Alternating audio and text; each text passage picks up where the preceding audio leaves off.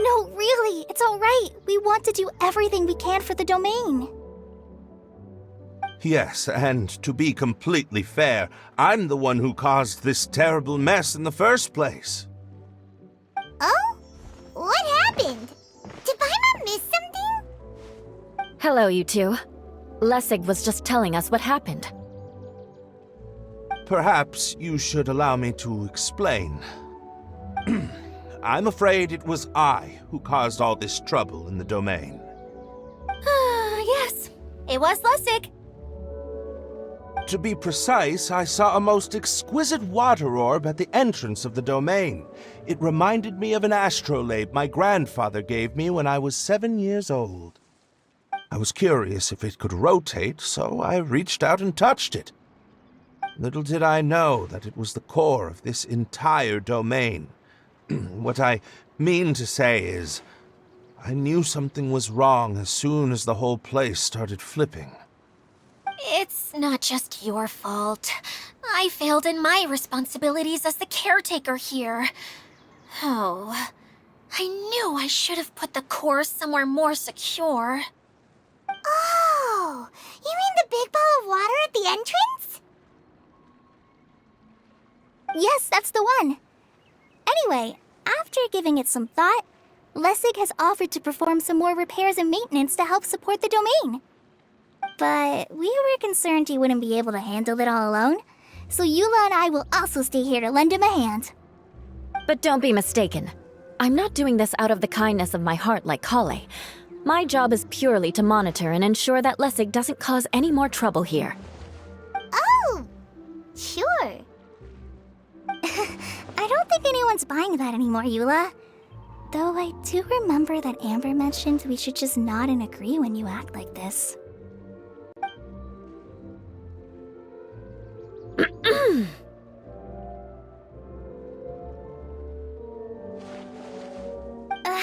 Right. You better not slack off today, Lessig. No, I'll get right to work. Either way, Lessig is going to be in charge of making lunch for everyone today. Yes, I'll do my best. No need to worry. What was that? No, I mean, thanks everyone for giving me a chance to redeem myself. I can already feel new strength kindled inside me. Ha ha ha. No, maybe that's just the heat of the oven. Very good. But you should conserve your strength. Many parts of the domain are still in disrepair, so we have a lot to investigate. Seems Adia has a little more pep in her step after finding others to help do the work. Now that you three are situated, we can focus on what the rest of us will be doing today. I'll go gather the others. We should get ready to leave as soon as possible. And there she goes. At least she seems to be happy. Maybe this is how it feels to be in charge.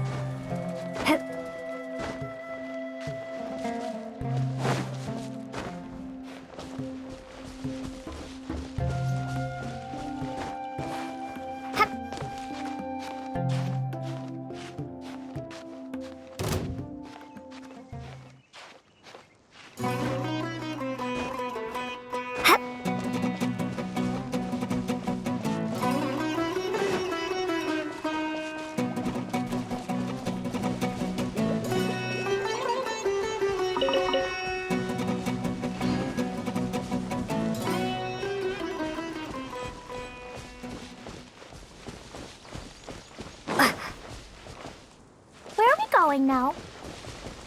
We're going to retrieve the last missing component. My working theory is that the director listed on the sign has it. No details slips by our general. What's a director? A director is a kind of job. The one we're looking for is named Zosimos. Zosimos is responsible for managing everything that happens on the stage, similar to how Idea is responsible for managing the whole realm. Wow! Sounds like Miss Idea must be way busier! You'd think so, wouldn't you? Care to comment on that at all, Idea? Maybe someone else can explain. I'm just enjoying taking it easy, as usual.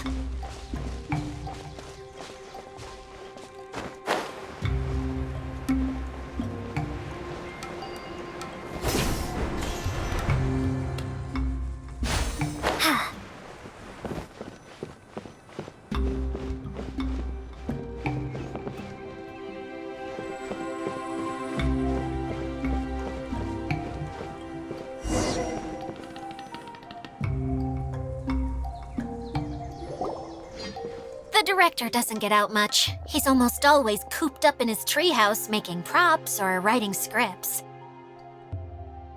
But I'm trying to remember now. Where is that treehouse of his? Huh? You don't remember? Hey, don't forget! I'm just the mascot. I believe it's that way. Huh. Though he might prefer to be alone, given he often has to move stage props, I suspect that he lives near the theater. And having a view of the entire stage would be useful when imagining a production's actual stage flow. So if I were him, I'd probably pick a treehouse over there. But how do you know which direction the theater is in? Simple. The overall layout and decorations look more exciting in that direction. Oh, good point! Why didn't I think of that?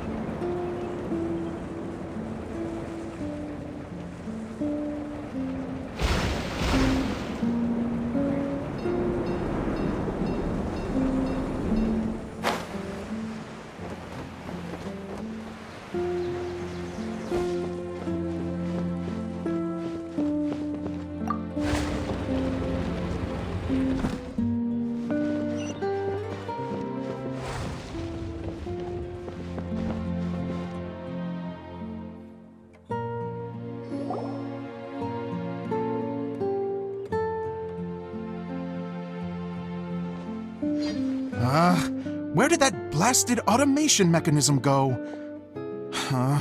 The male actor standees are here, but where are the female ones? Who's that? Idea? Yes, Zosimos! 'Tis I, Idea! How's that for a dramatic entrance? This is a surprise. I was sure you'd be... Curled up in a fetal position, crying to yourself? Wow, what a fascinating little creature. Did you just read my mind? The name's Paimon? And no, Paimon's no mind reader. Just call it an educated guess. It seems everyone shares a similar opinion about you, Idea. I knew from the start that a managerial role wasn't for me. But I found my true calling now. As a mascot! Mascot? Is that a new role? I don't remember casting you for that.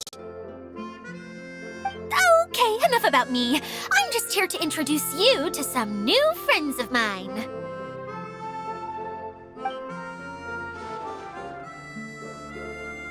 And that's why we came to see you. Well, do you have the component that fell out of the central hub? I do. However, I'm afraid the incident has caused many malfunctions with the stage mechanisms, and I can no longer put on any performances. Okay, so you're holding the component ransom till we help you fix the mechanisms, huh? No, till we fix the stage, surely. I'd have thought he wants us to make some more props, no? Given that some of the standees are missing. Or maybe the component is broken and we need to fix it. You're all forgetting that the majority of his work involves writing scripts. I'll wager that he wants us to edit them.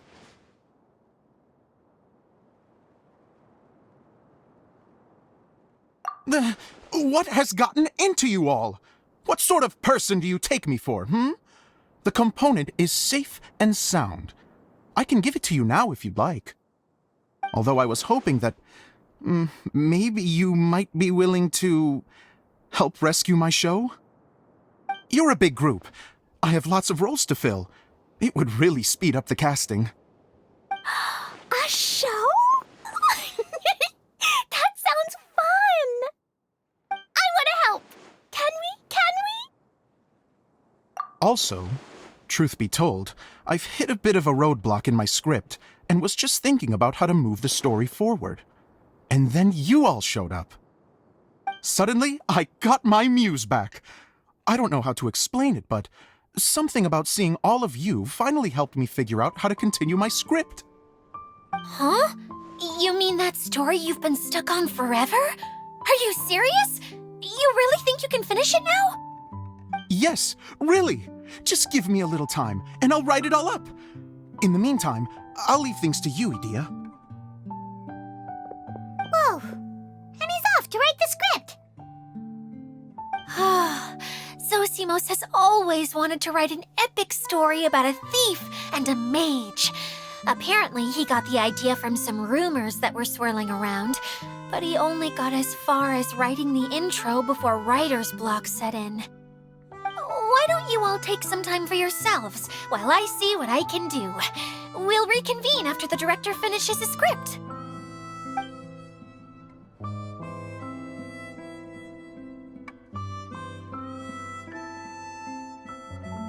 A director, my friends, is a storyteller.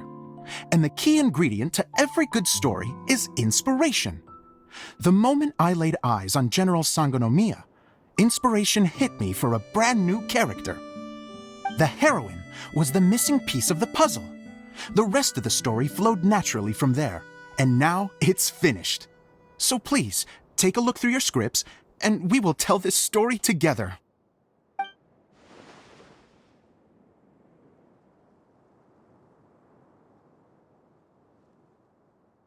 Well, is everything clear? Director Zosimos, how do you pronounce this word? Let me see. That's sojourn. It means to stay for a while. This is a very cute moment, so let's make sure that comes through in the performance. Oh, wait. There's another word I don't know here. It's okay, Klee. We can go through your lines together a few more times after this meeting's over. That would be most appreciated, Kaya. I had a feeling about you, actually. You seem to know a thing or two about character acting. Tell me, have you acted before? You're too kind. It's all in the script, really. It just rolls off the tongue. Oh, you think so? Well, you definitely have a knack for it. I've actually been looking out for someone with your talent. If I make it as a big-time director, then I can see us working together for the long term. Be sure to stay in touch, okay? You and I are gonna go places. What can I say? Sounds good to me. Great. Fantastic. Now then, Please go through your scripts one more time, but don't just read the words. Remember my notes, and really let the character inhabit you. I need to have a look at the stage, so I'll leave you to it. If you need me for anything, I'll be in the big theater right in the center of this area.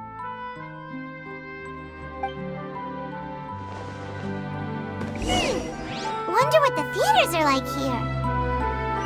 Let's go check it out while everyone's still getting ready.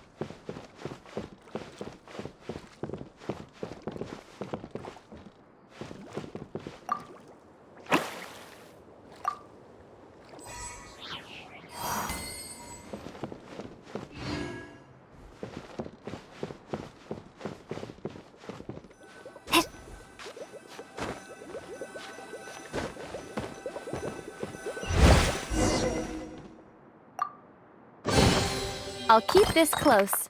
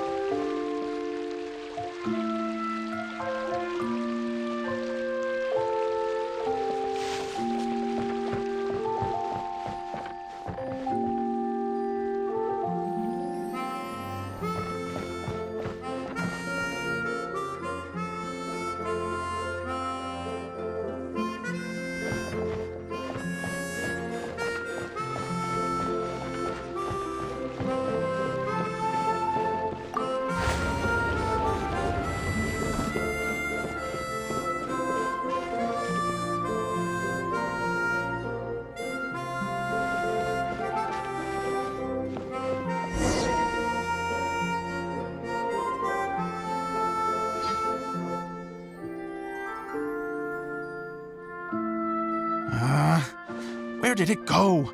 I put it right here. Hey, Zosimos! What you up to? Oh, it's you two. Please, come here. Feast your eyes on this stage. I designed it myself. So, directors have to design the stage too? Oh, I'm no ordinary director. I take a more holistic approach. Directing, script writing, stage design, I do it all. Sounds like a lot of work. Adia wouldn't be able to handle that kind of job. Edea has her work cut out for her too, you know. She's my one and only member of the audience, though she often criticizes my shows. Well, she just says what she thinks. You don't know how to write, or this is getting ridiculous. I think it's because I use preprints in a way that she feels goes against what they're intended for. But even though she's my harshest critic, she's also been my biggest supporter in a lot of ways. I guess you could say she's like my agent. I'm very grateful to her. I've always dreamed of being a director, but I've never had the chance until I came here. So, what did you do before you came here? Like I said, I dreamed. From a young age, Every time I came home after a show, I'd go over the story again and again in my mind. Growing up, my biggest aspiration was to be a director. Unfortunately, I couldn't offer much beyond my practical skills, so I ended up spending most of my time as a prop designer and doing a bit of set design on the side. Don't get me wrong, I do love building the set, but nothing satisfies me more than putting on my very own show. No wonder you only wrote director on the sign. Exactly. You're not doing a great job of convincing me that you're not a mind reader. By the way, could I ask you for your help with something? I'm having trouble finding the master script, and I'll need it shortly. The one you only just finished writing? You lost it already? Yeah. After I handed everyone their copies, I held on to my master copy while I was checking on everything around the theater. I must have dropped it somewhere. If it's not here, then it might be in the attic. These are the only two places I've been since I finished writing it. But, I still have some things to do to get the stage ready. Would you two mind having a look for me? No problem. We'll find it.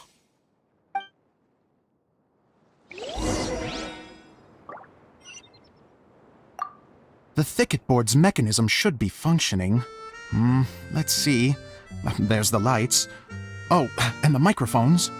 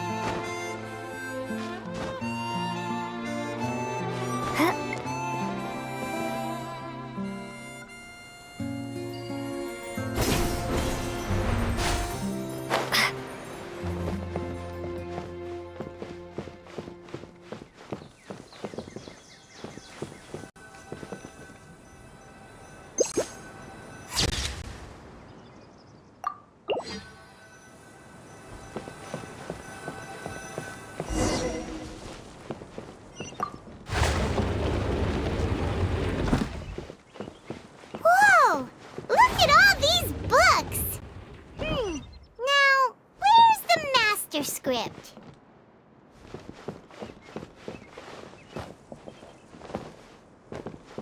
Oh, it sounds like a water droplet is on the second floor. Let's go have a look.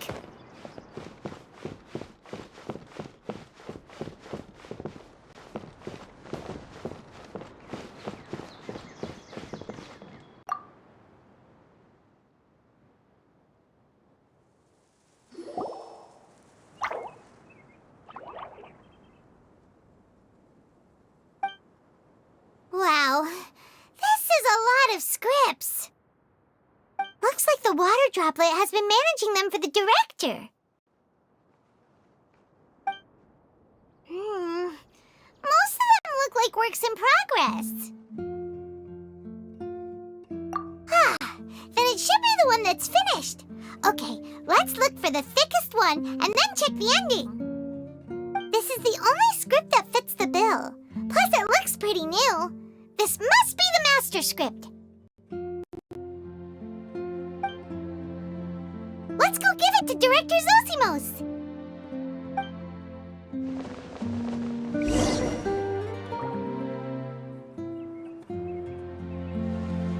Zosimos, we got your script! Thank you. That's a huge help. I'm running out of time here. There's no way I'll be able to fix everything up perfectly. we may just have to wing it. Anyway, the stage is secondary. The performance is what really matters. Things can always go wrong on stage, but as long as the show goes on, it should be fine. You don't sound very confident in what you're saying. It's true. I realize now that a show is the art of the unknown. Even if you have the same actors performing on the same stage, the performance will be slightly different every time. Those subtle differences are what make each performance special. Okay. One last request. Traveler, you can enter the preprints, yes? The truth is that my sets are composed entirely of preprints. First, I use materials to make the objects. Then I take those objects and turn them into the preprint. Now, of course, preprints are really meant for making objects to furnish the domain. So using objects to create preprints is, strictly speaking, the reverse of what this is intended for. But Edea said that if this is what I really want to do, she's not going to stand in my way. So that's what you meant earlier. Okay, well, what do you need us to do? I'd like the Traveler to go into the preprint set and help move props around during the performance.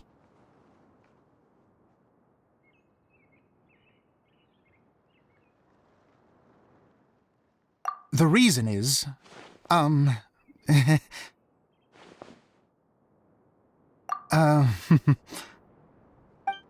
Paimon gets it now. If you're busy directing, moving the props, and operating all the mechanisms, you never get the chance to watch the show. Yes, I know that I'm no master playwright, but still. Even if it really is a half-baked script, with shoddy writing and moments of sheer ridiculousness, I'd still like to see it for myself, just once. Hard to turn a guy down after a speech like that. Thank you. Genuinely, I'm so grateful. I'll go and inform the others. Then, as soon as you're ready, the show can begin.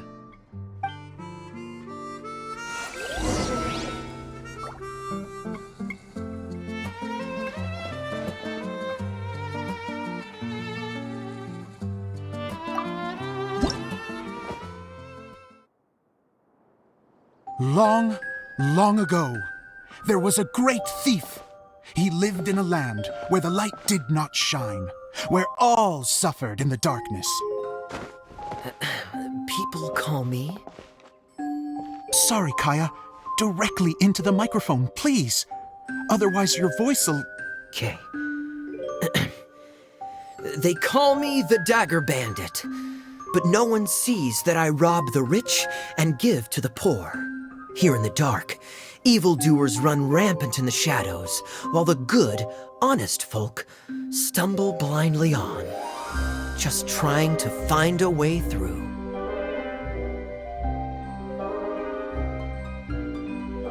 As the bandit brooded, suddenly the world was inexplicably changed as a single star appeared on the horizon and flew across the sky. Traveler, stomp on that movement mechanism in front of you.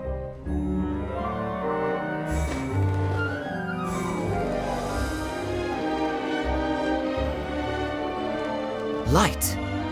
A brief flash, yet enough to illuminate the world. If I can find the source of that light, I can shine it into the darkness, and the people will suffer in blindness no longer.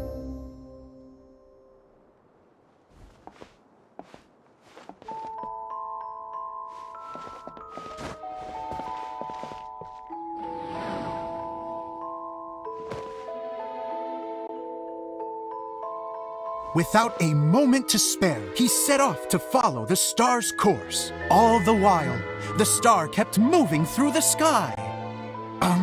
Traveler, the star kept moving through the sky.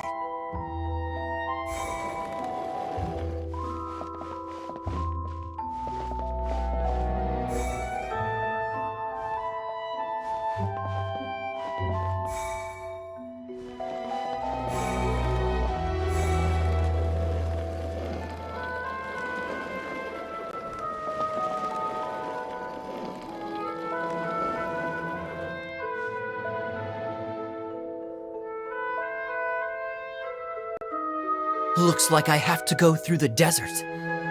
This could get dangerous.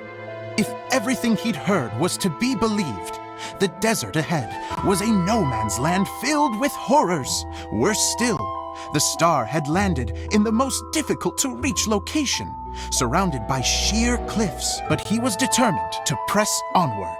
I've come this far, and I'm not about to turn back now.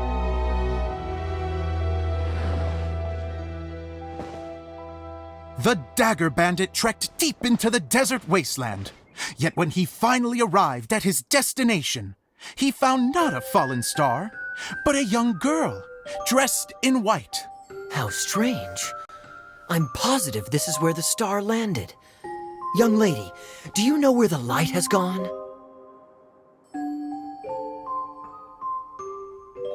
The girl replied,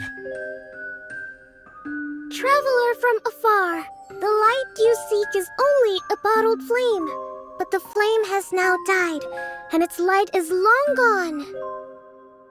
A bottled flame? Yes, it was a gift from another. And so, the girl began to tell the story of how the bottle came into her possession. The girl hailed from a kingdom that sat atop the waterfalls. But when the reigning dynasty fell and a new one seized power, she and her people fled for their lives. A thick fog began to fill the air as she made her way through the forest, and dense thickets tried to block her path. There is a mechanism down there that you can press to retract the thicket board below the stage.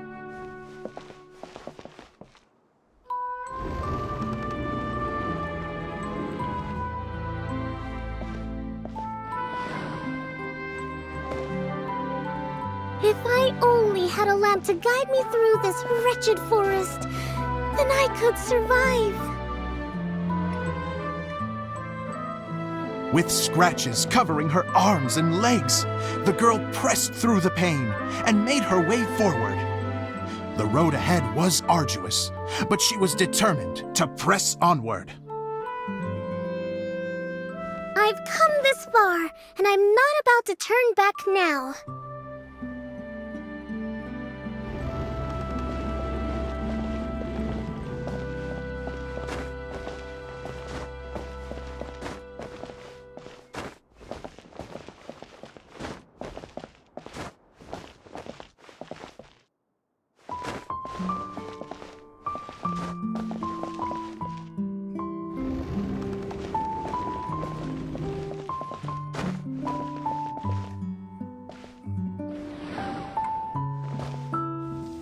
But just as she was drawing near her destination, a huge stretch of thorns and brambles suddenly came into view.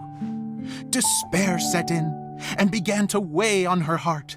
If only someone could help me, I would give anything in return. The girl's heartfelt wish in her moment of desperation did not go unheard. Wait! There's no mechanism for the final thicket! Ugh, I must have forgotten to check those boards. According to the story, those thickets should be gone from the stage now, right? Yes, total oversight on my part. What a pain. I can help! Traveler, catch!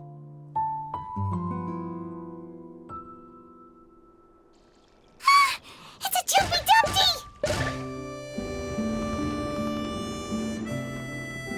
The girl's heartfelt wish did not go unheard, for a Jumpy Dumpty, who was passing by, helped to clear a path for her. Oh, thank you, Jumpy Dumpty. And so the girl continued her journey deeper into the forest. But what she found there was not a lamp, but a mage glowing with fire.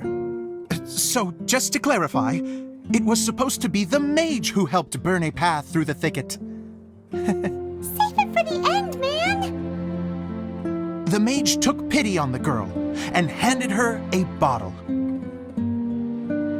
Then, the mage began to tell the story of how the bottle came into her possession.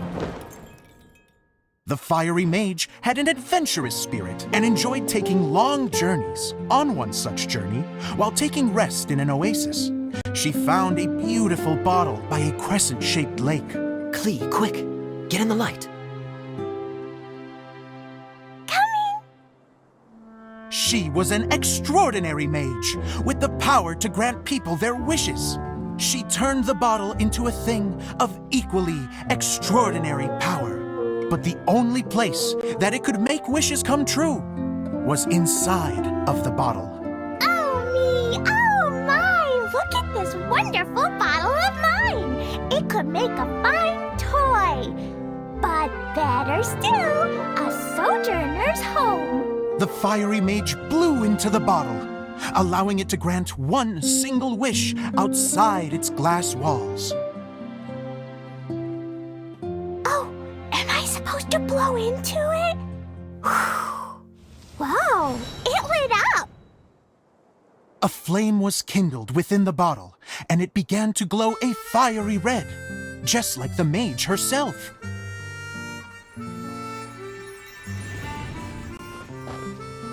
After the mage finished telling her story, she disappeared, leaving only the bottle behind.